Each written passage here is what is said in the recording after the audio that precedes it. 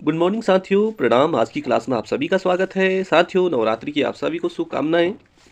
और दोस्तों, आज हम बीएड वालों के लिए, सीटेट वालों के लिए, एलटी परीक्षा प्रवक्ता के लिए मैं आज शिक्षा मनोविज्ञान से रिलेटेड क्वेश्चन लेके आ रहा हूं, जो कि आगामी परीक्षा के लिए बहुत ज़्यादा हेल्पफुल होने वाली है। तो दोस्तों, चलो शुरुआत करते हैं।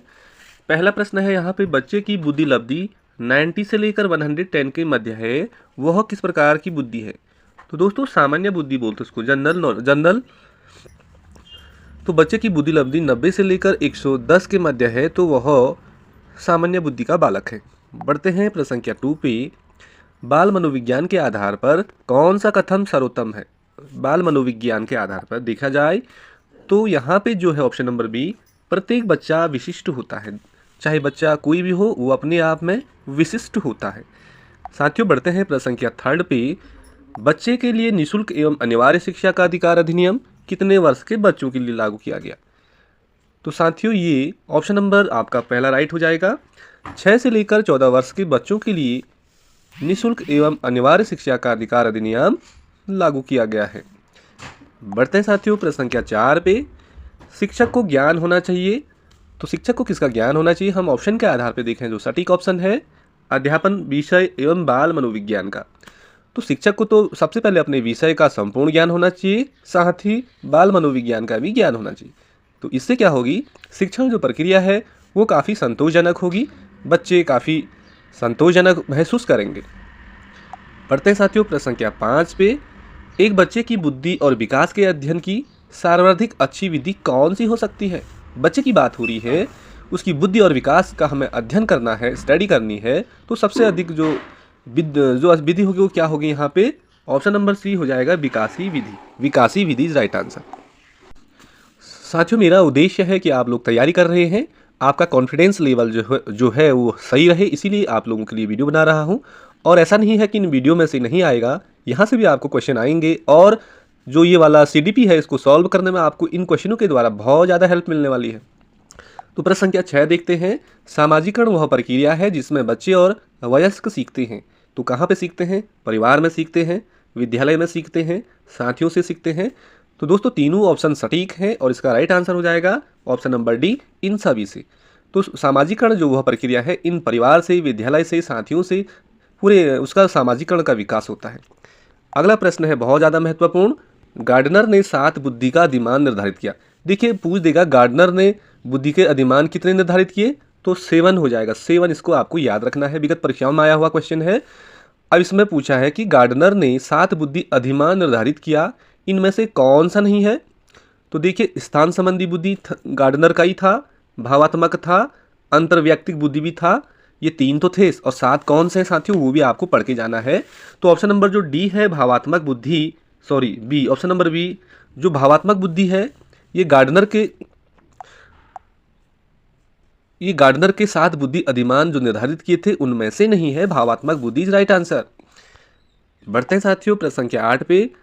सहयोगात्मक राजनीति की किस श्रेणी में महिलाएं निम्न में से संबंधित नहीं होती है? सहयोग की जहां पे बात, तो यहाँ पे स्वीकार्यता ही सही है, क्रांति सही है, अनुकूल सही है, नहीं है कह रहा है तो प्रतिरोध, ये इसका राइट आंसर है। नहीं है कह रहा प्रतिरोध। अगला प्रश्न है प्रश्न संख्या 9। यदि बच्चे की मानसिक आयु, मेंटल एज इसकी 5 वर्ष है और वास्तविक आयु इसकी 4 वर्ष है, तो IQ कितनी होगी? तो साथियों, ये इसके लिए फॉर्मूला है MA/CA × 100 से आप निकालोगे तो कैसे निकल जाएगा ये? 5/4 × 100, तो ये आपका आंसर आ जाएगा 125 हो जाएगी उसकी बुद्धि। उसकी बुद्धि लब्धि कितनी हो जाएगी? 125। तो मानसिक आय बट्टे शारीरिक आय गुणा 100 से आपको इस फॉर्मूले से सवालों को निकालना है IQ से रिलेटिव। अगला प्रश्न क्या है साथियों? 10वां। विद्यालयी क्षेत्र में रचनात्मक निर्धारकों को जानने के लिए इनमें से कौन सा उपागम नहीं है? रचनात्मकता की बात हो रही है, तो वार्तालाप कौशल ये सही है। ऑप्शन नंबर परियोजना कार्य ये भी ठीक है। मौखिक प्रश्न ये भी सही है। लेकिन जो बहुविकल्पी जो प्रश्न है, ऑब्जेक्टिव टाइप, इनके द्वारा हम जो रचनात्मकता वाला जो स्किल है ये हम नहीं जान सकते हैं। तो ये ऑप्शन नंबर भी इसका राइट ऑप्शन है। अगला प्रश्न है 11वां। मनोविज्ञान शिक्षा का आधारभूत विज्ञान है, यह कथन किसने कहा? बहुत ही ज़्यादा इंपॉर्टेंट इस बार LT के लिए।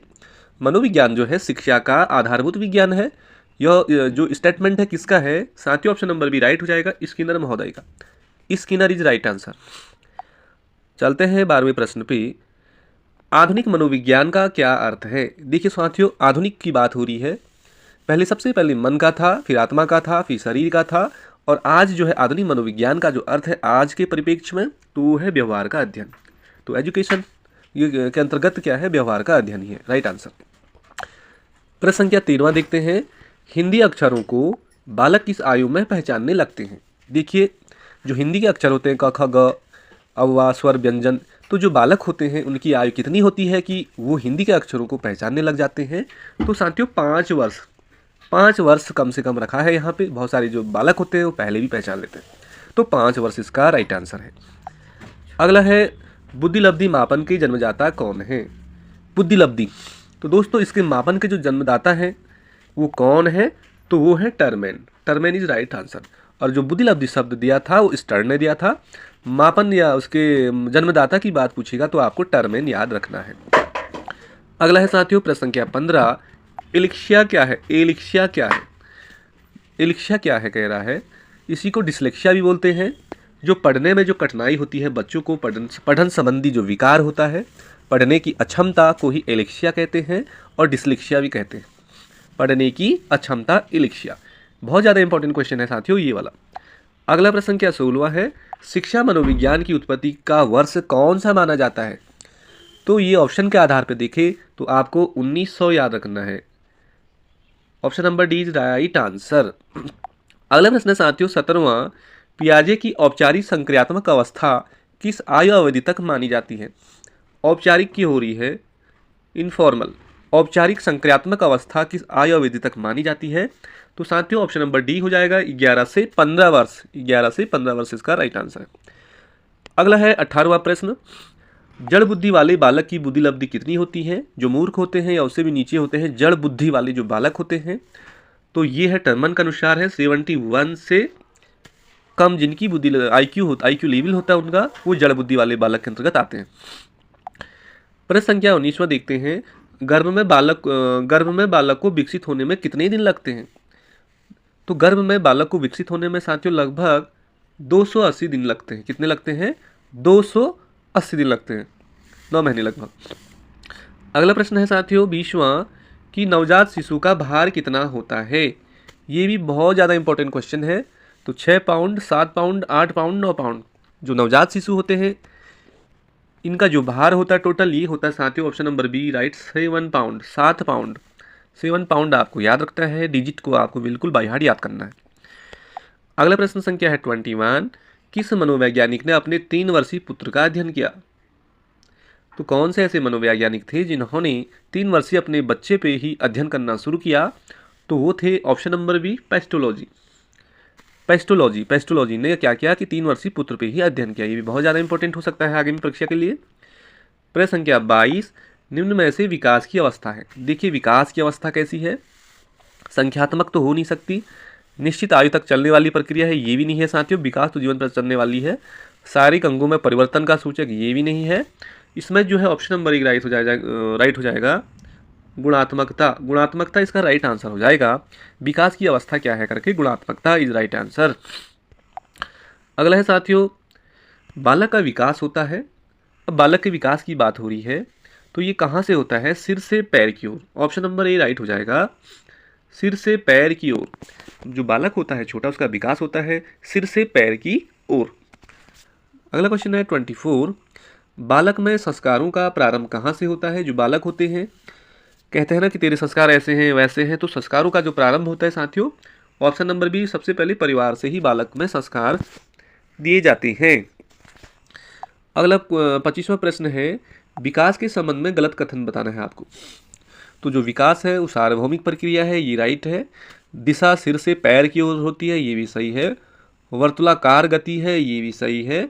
बस ऑप्शन नंबर जो आपका ए राइट है, विशिष्ट से सामान्य की ओर नहीं, विशिष्ट से सामान्य की ओर विकास नहीं होता है, सामान्य से विशिष्ट की ओर होता है। तो गलत कह रहा है ऑप्शन नंबर ए, इस पे राइट है। खेल के मैदान में कौन सा विकास होता है? अब देखिए जब बच्चे खेल खेलते हैं, खेल के मैदान में बहुत सारे बच्चे होते हैं, वहाँ पे पहला तो ठीक है शारीरिक विकास होता है, मानसिक विकास भी होता है और साथ साथ ही सामाजिक विकास भी होता है। एक सामाजिक भावना भी वहाँ पे बच्चों में पैदा होती है। तो इसका ऑप्शन नंबर डी राइट हो जाएगा, उपर्युक्त सभी, उपर्युक्त सभी। अगला प्रश्न है साथियों, गर्भाधान काल की अवस्था नहीं है कह रहा है। तो डिंब है, बीजकरण है, भ्रूणावस्था है, ये तीनों गर्भधान काल की अवस्था है। गर्भधान कह रहा, शैशव अवस्था इसका नहीं है। शैशव अवस्था थोड़ी जब जन्म हो जाता है उसके बाद का जो पीरियड होता है 0 से लेकर 2, वो वाला समय आपका शैशव अवस्था कहलाती है। अगला है 28वां, गर्भ में संतान सर्वाधिक प्रभावित होती है। तो किससे होते हैं? ज़्यादा प्रभाव पड़ता है माँ के पोषण से। जितना ज़्यादा माँ भोजन करेगी, पौष्टिक भोजन करेगी, उतना ज़्यादा बच्चे का विकास होगा। तो गर्भ में संतान सर्वाधिक प्रभावित होती है माँ के पोषण से। अगला प्रश्न है 29, मानव जीवन की मनोभौतिक एकता कहलाती है। मानव जो है उनके जीवन की जो मनोभौतिक, मन और भौतिक एकता कहलाती है। साथ ही इसका राइट आंसर है मन तथा शरीर का विकास। पहला ही राइट आंसर हो जाएगा, मन तथा शरीर का विकास ही मनोभौतिक एकता कहलाती है। प्रश्न संख्या 30वां देखते हैं, 2 से 5 वर्ष की आयु कहलाती है। 2 से लेकर 5 वर्ष की आयु कहलाती है। अलग अलग जो मनोवैज्ञानिक थे इन्होंने अपने उस हिसाब से इसको डिवाइड किया है। तो ये 2 वर्ष से ये भी शैशवावस्था कहलाती है। शैशवावस्था इज राइट आंसर। 31 पे चलते साथियों, गर्भ में सर्वप्रथम निर्माण होता है। किसका होता है गर्भ में? तो सिर का होता है, इसलिए विकास सिर से लेकर पैर की ओर होता है, सिर का होता है। तो साथियों ये तो थे 31 मनोविज्ञान से रिलेटिव, सीडीपी से रिलेटिव क्वेश्चन आंसर। आपको अच्छे लगे होंगे और इससे आगे की वीडियो देखने के लिए आप चैनल को जल्द सब्सक्राइब करें। यदि वीडियो अच्छी लगती है तो कमेंट जरूर करें। धन्यवाद।